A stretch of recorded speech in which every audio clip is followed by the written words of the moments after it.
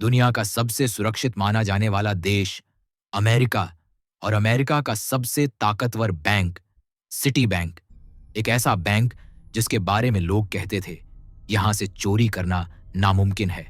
लेकिन सोचिए, जब उसी बैंक को एक अकेले आदमी ने घुटनों पर ला दिया, ना बंदूक, ना बम, ना गैंगस्टर स्टाइल, सिर्फ एक कंप्यूटर और कुछ लाइनों का कोड।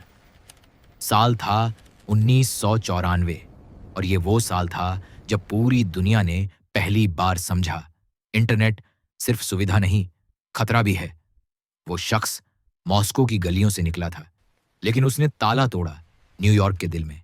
उसका नाम था व्लादिमीर लेविन, जिसने सिटी बैंक से करोड़ों डॉलर चुरा लिए और बन गया दुनिया का पहला डिजिटल बैंक रॉबर। आज की इस डॉक्यूमेंट्री में आप सुनेंगे पूरी कहानी, कैसे एक अकेला आदमी दुनिया की सबसे सुरक्षित बैंकिंग सिस्टम को चकमा देकर पूरे अमेरिका को हिला गया। आज से करीब 30 साल पहले, यानी 1990 का दशक। उस समय दुनिया बदल रही थी। कोल्ड वॉर खत्म हो चुका था, इंटरनेट आम लोगों तक पहुंचने लगा था, लेकिन बैंकिंग सिस्टम अब भी पुराने जमाने की सोच पर टिका था। सिटी बैंक जैसे बड़े बैंक तकनीक को अपनाने की कोशिश कर रहे थे, ऑनलाइन ट्रांजैक्शंस, स्विफ्ट नेटवर्क, लेकिन सुरक्षा वो उतनी मजबूत नहीं थी। सोचिए, उस दौर में जब आप पैसा भेजते थे तो हर ट्रांसफर एक कोड और पासवर्ड पर निर्भर करता था। कोई फिंगरप्रिंट नहीं, कोई ओटीपी नहीं, ना ही बायोमेट्रिक। मतलब अगर किसी के पास वो कोड्स और एक्सेस मिल जाए तो वो लाखों करोड़ों डॉलर आसानी से अपने अकाउंट में भेज सकता था। यही कमजोरी थी जिसे व्लादिमीर लेविन ने पहचाना। 90 के दशक में बैंक को लगता था हमारा सिस्टम बहुत सुरक्षित है, लेकिन सच ये था कि उनके दरवाजे खुले थे, बस किसी को उन्हें देखना था। लेविन ने वही किया। वो अकेला इंसान जिसने दुनिया के सबसे ताकतवर बैंक को यह एहसास दिलाया कि डिजिटल दुनिया ताले और चाबियों से नहीं, साइबर सिक्योरिटी से चलती है। लेकिन असली सवाल यह है, ये व्लादिमीर लेविन आखिर था कौन? वो न कोई प्रोफेशनल हैकर था, न कोई अंडरवर्ल्ड डॉन। वो तो बस एक सिंपल सा इंसान था, रशिया का रहने वाला। लेविन का जन्म हुआ था मॉस्को में, एक मिडिल क्लास ज्यूइश फैमिली में। बचपन से ही वो बहुत तेज दिमाग का था, खास तौर पर गणित और कंप्यूटर्स में। उस वक्त रशिया में कंप्यूटर्स रेयर थे, लेकिन लेविन ने अपनी क्यूरियोसिटी और मेहनत से प्रोग्रामिंग सीख ली। वो घंटों बैठकर कोड्स लिखता रहता। यूनिवर्सिटी ऑफ सेंट पीटर्सबर्ग से उसने बायोकेमिस्ट्री में पढ़ाई की, लेकिन दिल हमेशा कंप्यूटर की दुनिया में ही लगा रहता। उस दौर में रूस में बहुत से लोग इंटरनेट और फोन लाइन से छोटे छोटे हैक्स कर रहे थे, लेकिन लेविन अलग था। वो सिर्फ मजे के लिए हैक नहीं करता था, उसका नजरिया कहीं बड़ा था। धीरे धीरे वो अंडरग्राउंड साइबर ग्रुप से जुड़ गया। वहां उसे पता चला कि अमेरिका के बड़े बड़े बैंक सिस्टम्स ऑनलाइन कनेक्टेड हैं और वहीं पर है असली जैकपॉट। लेविन को एक ही चीज ने मोटिवेट किया, पावर और मनी। उसका सपना था एक ऐसा काम करना जिसे पूरी दुनिया देखे और याद रखे, और इसी एम्बिशन ने उसे दुनिया के पहले बड़े डिजिटल बैंक रॉबर में बदल दिया। साल था 1994।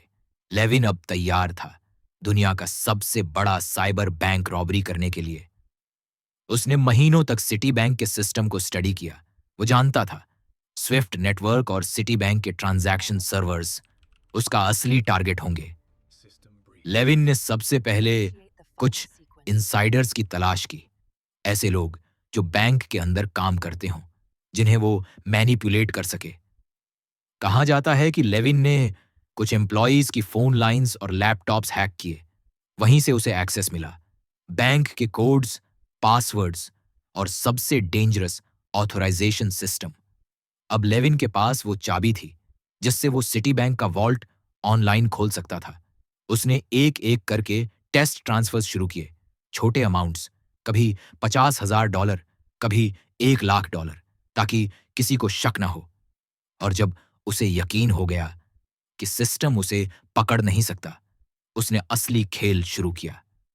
लेविन ने एक मास्टर प्लान बनाया।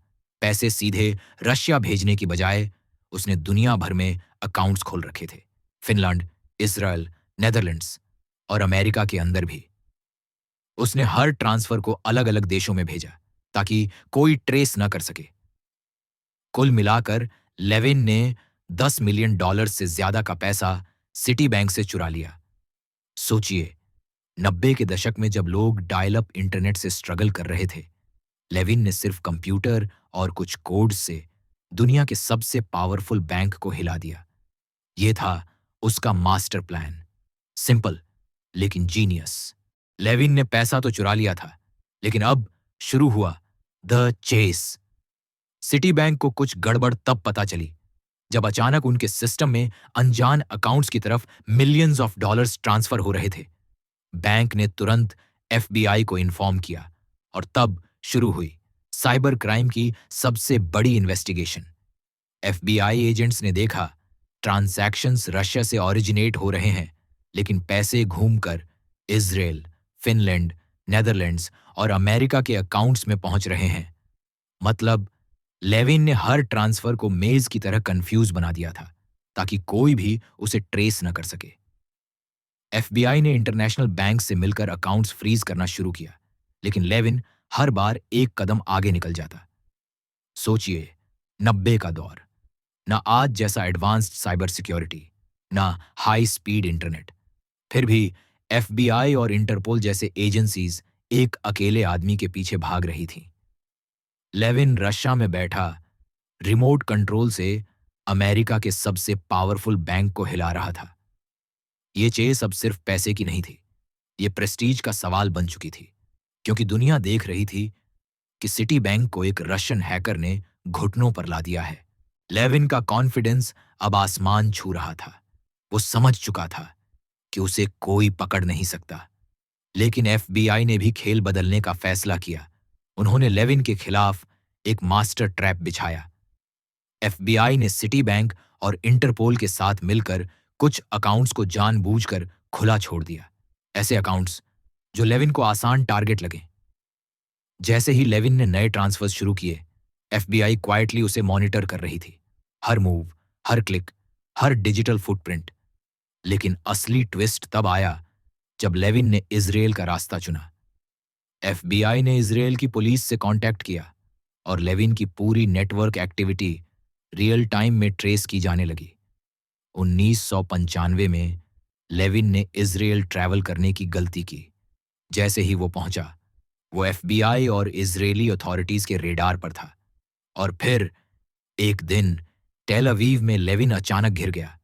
होटल के कमरे में डोर तोड़कर एफबीआई एजेंट्स और इजरायली पुलिस अंदर घुसी। लेविन शॉक्ड रह गया। उसने सोचा था कि वो इनविजिबल है, लेकिन अब उसका खेल खत्म हो चुका था। उसे वहीं गिरफ्तार कर लिया गया।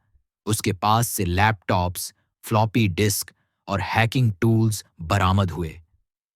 साइबर क्राइम की दुनिया में यह पहला बड़ा अरेस्ट था और दुनिया को मैसेज मिल चुका था कि इंटरनेट अब सेफ नहीं है। लेविन की गिरफ्तारी ने पूरी दुनिया के मीडिया को हिला दिया। रशिया का एक छोटा हैकर सिटी बैंक जैसे जायंट को लूट लेता है और अब इंटरनेशनल कोर्ट में खड़ा है। उसके खिलाफ केस इतना बड़ा था कि एफबीआई, इंटरपोल और कई देशों की एजेंसीज सब एक साथ इस ट्रायल को देख रही थीं। कोर्ट में प्रोसिक्यूटर्स ने साफ कहा, लेविन ने $10 मिलियन से ज्यादा सिटी बैंक से चुराए। उसने ग्लोबल बैंकिंग सिस्टम को खतरे में डाला। लेकिन लेविन भी चालाक था। उसने आर्ग्यू किया कि उस वक्त कोई साइबर लॉ क्लियर नहीं था, तो उसके क्राइम को कैसे डिफाइन किया जाएगा। यह आर्ग्यूमेंट इतना स्ट्रांग था कि कोर्ट कई महीनों तक कंफ्यूजन में फंसा रहा। फिर भी एविडेंस बहुत भारी थे। फ्लॉपी डिस्क्स, कंप्यूटर लॉग्स और मल्टीपल विटनेस अकाउंट्स। आखिरकार 1997 में लेविन को गिल्टी घोषित किया गया। उस पर बैंक फ्रॉड, कंप्यूटर इंट्रूजन और वायर फ्रॉड जैसे कई चार्जेस लगे। कोर्ट ने उसे 3 साल जेल की सजा सुनाई, साथ ही लाखों डॉलर का जुर्माना भी लगाया। लेकिन असली शौक ये था कि लेविन ने सिर्फ 3 साल की सजा काटकर फिर से आजादी पा ली। मतलब इतना बड़ा साइबर हाइस्ट, इतनी बड़ी ग्लोबल इन्वेस्टिगेशन और सजा सिर्फ 3 साल। ये फैसला दुनिया भर के एक्सपर्ट्स के लिए एक बड़ा सवाल छोड़ गया। लेविन जेल से बाहर आया, लेकिन उसकी कहानी खत्म नहीं हुई। उसका नाम हमेशा के लिए साइबर क्राइम की हिस्ट्री में दर्ज हो चुका था। सिटी बैंक हाइस्ट ने पूरी दुनिया की बैंकिंग सिस्टम की आंखें खोल दी। पहली बार दुनिया ने महसूस किया कि कोई भी बैंक, चाहे वो कितना भी पावरफुल क्यों ना हो, हैकर से सुरक्षित नहीं है। इस केस के बाद अमेरिका और बाकी देशों ने साइबर सिक्योरिटी लॉज को अर्जेंटली अपडेट किया।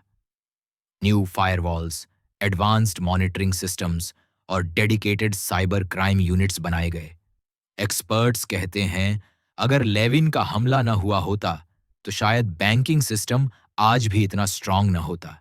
लेकिन लेविन की स्टोरी एक और चीज सिखाती है, टेक्नोलॉजी हमेशा बदलती है, हैकर्स हमेशा एक स्टेप आगे रहते हैं और दुनिया को हर वक्त प्रिपेयर्ड रहना पड़ता है। व्लादिमीर लेविन एक ऐसा नाम जिसने दुनिया को दिखा दिया कि कीबोर्ड से भी बड़े बड़े एम्पायर हिल सकते हैं। और आज भी ये सवाल बना हुआ है, क्या लेविन अकेला था या उसके पीछे कोई और इनविजिबल नेटवर्क छिपा था?